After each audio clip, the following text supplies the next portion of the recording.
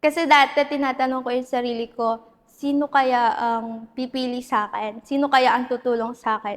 Ta's nalaman ko ako lang din pala tutulong sa sarili ko.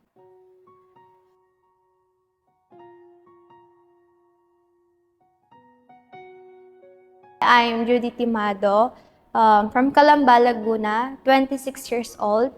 And then 13 po kaming magkakapatid and ako po yung youngest. Madalas po magkaroon ng financial problem since madami nga po kami. Pero as of now po, lahat po sila ay may pamilya na at ako na lang po ang walang pamilya. So ako na lang po yung kasama ng parents ko and natulong po sa kanila. Before po kasi, nagtrabaho po ako sa semiconductor company po ng 3 years po ako doon. Ang gusto ko lang po talaga is makahanap ako ng bagong opportunity na mas mag-grow ako. And then ayun po, habang naghahanap po ako ng work, hindi po sumagi sa isip ko na mag-aral. Kasi may pamilya po ako na binubuhay na umaasa sa akin. So bakit pa ako mag-aaral?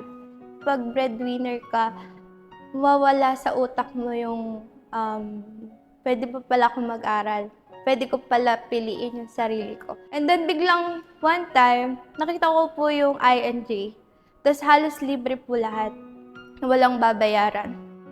Ngayon pong na nasa INJ ako, hindi ako makapaniwala na may ganito ba talaga, na eto ba talaga yon. Kasi parang too good to be true talaga eh. Hindi ako maniniwalang libre yung pagkain, libre yung dorm, may allowance pa. Unexpected po lahat and sobrang saya ko kasi isa ako sa mga tao na napunta dito.